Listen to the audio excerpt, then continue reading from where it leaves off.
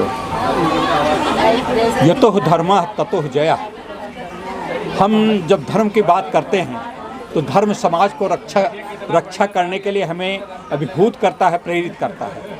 इसी क्रम में हम आज लखनऊ के राजाजीपुरम में पधारे हैं। यहाँ पे एक शुभ अवसर मिला है भगवत कथा के बाद हमें आ पाने का। ये दुर्भाग्य भी हो सकता है, सौभाग्य हो सकता है कि मैं भगवत कथा के दौरान हम लोग नहीं पहुँच पाए, हमारी टीम नहीं पहुँच पाई, कुछ भी कारण रहा हो, लेकिन उसके बाद भी आए हैं तो अनिर्वचनीय सुख का अनुभूति होती है। अनिर्वचनीय सुख की आनंद और जो अभिव्यक्ति, जो दार्शनिक तथ्यों का जो हमारे पास जो किरणें पहुंचती हैं, उन किरणों का जो एक प्रभामंडल होता है, उस प्रभामंडल में हम पहुंचे हुए हैं। और उस प्रभामंडल का जो अवतरण हो रहा है उसके हमारे बीच में जो गुप्ता जी हैं, गुप्ता जी श्री कृष्ण गुप्ता, राजाजीपुरम के कृष्ण अवतार गुप्ता जी, उन्होंने ये आयोजन करवाया है। और हमारे बीच में राघवेंद्र शास्त्री जी हैं जो यहाँ के पुरोहित हैं और यहाँ के पांडित्य, उनके पांडित्य में ये कार्यक्रम संपन्न हुआ है। आज हम उनसे बात कुछ करते हैं। तो आदरणीय, हम आपका सादर प्रणाम और सादर नमन करते हैं और हम चाहते हैं कि आज आपके आशीर्वचन से कुछ समाज का कल्याण हो, हमारे श्रोताओं को कुछ लाभ मिले आपके वचनों के द्वारा, अमृत वचनों के द्वारा। सच्चिदानंद रूपाय विश्वोत्पत्त्यादि हेतवे तापत्रय विनाशाय श्री कृष्णाय वयं नमः। ये भगवत चर्चा का विषय है। आप मिले, बड़ी खुशी हुई। आज के युग में बढ़ते हुए इस कलयुग के दौर में हर व्यक्ति पापी, परायण, कुबुद्धि, सुबुद्धि से व्यथित है। इसमें विशेष करके समाज को, युवाओं को, युवा पीढ़ी को सुख, शांति, विद्या आदि, संस्कार आदि का विशेष महत्व दिया गया है। श्रीमद् भागवत कथा से एक सीख मिलती है। जीने का जो तरीका है, रास्ता है, वो हमें भागवत तत्व से ही मिलता है। जैसे मर्यादा पुरुषोत्तम भगवान राम का चरित्र ये अनुकरणीय है, लेकिन श्रीमद् भागवत का जो विषय है ये विचारणीय है। श्रीमद् भागवत के जो विषय के जो मतलब श्री नायक हैं श्री कृष्ण भगवान का जो सबसे बड़ा संदेश संभवतः आप उसमें हमारे दर्शकों को ये बताएंगे कि कर्म प्रधान है और कर्म हमारे जैसे होंगे उसी तरीके से हमारा समाज और हमारा जो समष्टि का विकास और पुष्टता होगी। इस विषय में आप क्या संदेश देना चाहेंगे? जो हमारे इस भागवत के एकमात्र अधिष्ठाता लीला पुरुषोत्तम भगवान श्री कृष्ण ने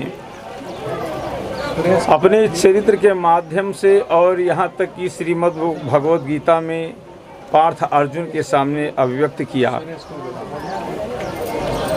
यत्र योगेश्वरो कृष्णो यत्र पार्थो धनुर्धरा। लोग तो कहते हैं कि तरह तरह की बात करते हैं भगवान कृष्ण के बारे में, जो स्वयं 64 कलाओं के से पूर्ण ब्रह्म हैं, उनके विषय में लोग टिक्का टिप्पणी कर देते हैं। लेकिन वास्तव में गीता का ये श्लोक है, यत्र योगेश्वरो कृष्णो यत्र पार्थो धनुर्धरा तत्र श्री बीजो भूतिर ध्रुवा नीतिर्मति ममा। भगवान कृष्ण जो थे वो योगी नहीं, महायोगी है, योगियों के महायोगी कहे गए। धर्म, आचरण, व्यवहार, ये सब संस्कार भगवान श्री कृष्ण ने गीता में अर्जुन को शिक्षा दी। यदि हमारे समाज में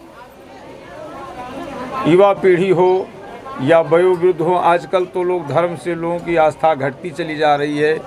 जैसे जैसे धर्म की आस्था घटती है वैसे वैसे व्यवस्था भी बिगड़ती चली जा रही है। लेकिन जीने का जो तरीका है वो हमें पुराणों, वेदों और उपनिषदों से ही लेना चाहिए। तो इस तरीके में जैसे आजकल के हम थोड़ा सामाजिक बात पे आते हैं, क्योंकि हमको इसको कुछ सीमित समय में समापन करना है जी। तो जैसे कि आजकल के युग में हमारे जो युवा पीढ़ी का जो आचरण है जी, उसमें जो कहते हैं कि प्रदूषित होता जा रहा है, समाज जैसे प्रदूषित है, युवा वर्ग है, हमारे बुजुर्ग लोगों का प्रति उनका सम्मान कम होता जा रहा है। इस विषय में कुछ संदेश दीजिए कि बुजुर्गों के प्रति उनका युवाओं का सम्मान और उनकी श्रद्धा और अपने संस्कार को और विकसित करते रहें। देखिए, युवा पीढ़ी यदि अपने बड़े बुजुर्गों की बात मानती रहे, बताए हुए रास्ते पर गुरुजन की, माता पिता की बताए हुए रास्ता पर यदि चलती है तो उसको भी आत्म सुख होगा, समाज में भी वो संदेश अच्छा जाएगा।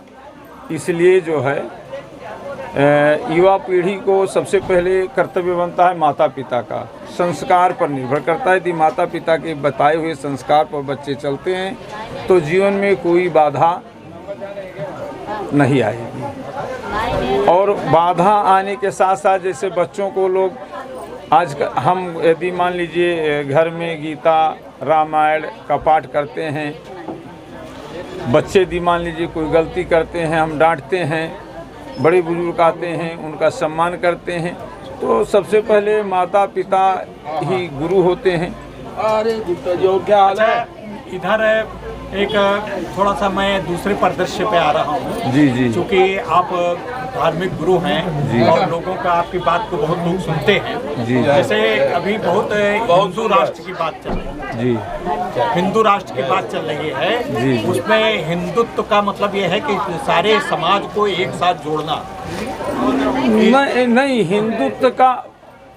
हिंदुत्व का मतलब सारे समाज को जोड़ना नहीं है। हिंदू एक हमारी विचारधारा है। हिंदू जो है कोई जाति थोड़े है, हिंदू हमारी एक विचारधारा है।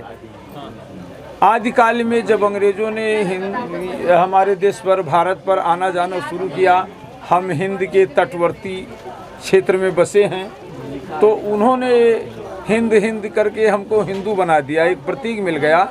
और हिंदू कोई जाति नहीं है, हिंदू तो एक विचारधारा है और हमारी ये विचारधारा सनातनीय है। हिंदू यदि आप कहते हैं तो हिंदू सनातन है, ये पहले रहा, आज है, आदि में रहेगा भी जी। बहुत अच्छा लगा।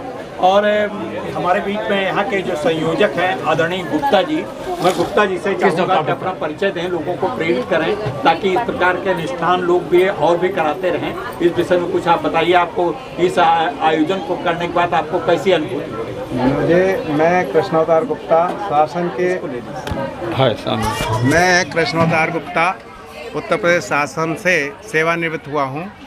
माननीय राजनाथ जी, कल्याण सिंह जी और माननीय राम प्रकाश गुप्ता जी का पीए रहा हूँ मुख्यमंत्री आवास पर ही। लेकिन 1993 में मैं आचार्य श्री राम शर्मा जी से जुड़ गया था और गुरुदेव का ये वरद हस्त हुआ कि तब से मेरी कोई इच्छा नहीं है।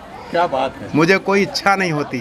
और प्रमाण ये है कि 428 स्क्वायर फुट के मकान में आप बैठे हैं, 17 साल रिटायर हुए हो गए, तो मुझे जो मिला है वो आम लोगों को नहीं मिलता, और जो लोगों को मिला है वो मैंने लिया नहीं।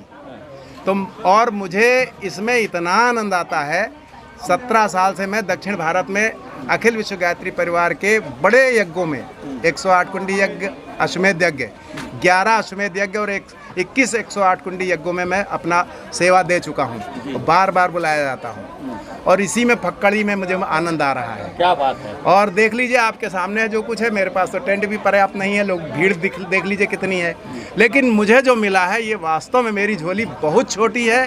जो मुझे गुरुदेव ने दिया है उसको मैं बता नहीं सकता। यहाँ पे बहुत से भक्त यहाँ बैठे हैं, तो मैं थोड़ा सा चाहूँगा कि हमारी मातृशक्ति यहाँ बैठी हैं। आप माता जी थोड़ा सा बताएं यहाँ के आयोजन के विषय में कैसा लगा? आप इस कार्यक्रम की कर्णधार हैं, इस विजया लक्ष्मी त्रिपाठी जी, जो धार्मिक और सामाजिक कार्यकर्त्री के रूप में समाज में अपना योगदान दिया है, वो हमारे बीच में उपस्थित हैं, जिनका इस सभा में, इस सत्संग में हार्दिक स्वागत, अभिनंदन। इनके मुखारबिंद से इनका चिंतन कीजिए। मातृशक्ति के लिए आप क्या कहेंगे? मातृशक्ति के लिए तो मैं यही कहूँगी, परिस्थितियों से कभी भी ये नहीं सोचना चाहिए कि हाँ हमारी परिस्थिति कैसी है। सिर्फ हमारा यही है कि हर लेडीज़ को, हर औरत को, बहनों को ये चाहिए कि वो घर का काम करते करते भी ईश्वर के प्रति अपनी समर्पण बनाए रखें। तो मैं यहाँ से कैमरामैन, अब यहाँ पे भंडारा चल रहा है, आप लोग देख सकते हैं। भंडारा की तरफ जरा हमारे कैमरामैन से अनुरोध करेंगे कि थोड़ा सा दिखाइए। और मैं यहाँ पे सब लोगों को इस बात के लिए मैं शुभकामनाएं देता हूँ कि यहाँ पर आयोजन बड़ा अच्छा रहा है। और आयोजन के विषय में थोड़ा सा योगेश दुबे जी से मैं चाहूँगा कि कुछ संक्षेप में थोड़ा सा अपने विषय में कुछ यहाँ बताएं, यहाँ के कार्यक्रम के विषय में बताएं। बहुत ही अच्छा लगा कार्यक्रम बहुत ही अच्छा लगा, और हम लोग चाहेंगे कि इसी तरह से जो है प्रोग्राम चलता रहे और अच्छा सब अच्छा होता रहे। ठीक। आप गुप्ता जी की सहधर्मणी हैं, मधु गुप्ता जी हैं। आपको इनके साथ इनके धर्म यज्ञ धर्म के पथ पे चलने में आपको कैसी अनुभूति हो रही है? अच्छी अनुभूति हो रही है, जो गुरुदेव ने रास्ता दिखाया हम लोगों को। कुछ आप संदेश दें और बहनों अपनी तरीके से माताओं को। संदेश हम क्या दे सकते हैं भाई? नहीं, जो आपको कैसा लग रहा है उसी तरीके से बताइए लोगों को। हमारा सब बहनों से यही निवेदन है, परिवार से, कि परिवार को लेके जुड़े, परिवार जो है मिशन में या किसी भी काम में पूरे परिवार से जुड़े, तभी आप कुछ कर पाएंगे। पूरे मनोयोग से, नहीं तो पता चला एक जुड़ा है एक नहीं जुड़ा तो वो ऑब्जेक्शन करता रहता है, बहुत दिक्कत होती है। बहुत बढ़िया, बहुत बढ़िया। मैं अब चाहूँगा कि इसका कंक्लूड करूँ, तो मैं एक बार फिर गुप्ता जी से चाहूँगा कि बहुत संक्षेप में थोड़ा सा अपना कुछ बताइए। देखिए, मैं जो बात कहना चाह रहा हूँ वो ज़रा कठिन है कि आज की जो कलयुग की स्थिति है उसमें बड़े बड़े मकान हैं, बड़े बड़े घर हैं, बड़ी सुख साधन है, समृद्धि है, लेकिन अगर बुज़ुर्ग माता पिता हैं तो बगल के कमरे में बेटा बहू पड़े रहते हैं और माता पिता को एक गिलास पानी देना मुश्किल हो जाता है। और इस भाग से मैं सौभाग्यशाली हूँ कि मेरे बच्चे दोनों बाहर हैं, एक हरियाणा में है, एक नोएडा में है, लेकिन जरा सी तबीयत, रोज़ रात में 10 बजे वीडियो कॉल करते हैं और जरा सा मेरे चेहरा खिन्न होता है तो इनको पूछते हैं क्या हुआ, और दूसरे दिन भाग के आ जाते हैं। ये आज की दुनिया में बहुत कठिन है। यस्य पुत्रो वशीभूतो भार्या छंदानुगामिनी विभवे तस्य संतुष्ट तस्य स्वर्ग है हुआ। क्या बात है, क्या बात है। मतलब इसका ये है कि गुप्ता जी का ये संदेश है कि जिसकी पत्नी और जिसकी संतानें अपने माँ बाप, अपने बुजुर्गों का ख्याल रखते हैं, वहीं पर सब कुछ सारा आनंद है। उसी आनंद की ये सारांश है, उसी आनंद का ये पूरा निचोड़ है। और इसी आनंद के साथ हम पूरे समाज के लिए अपनी शुभकामनाएं देते हुए दर्शकों हम फिर मिलते हैं किसी अगले कार्यक्रम में विशाल राजपूत के साथ। विश्वकांत मिश्र, दिव्यांगम चैनल के लिए धन्यवाद।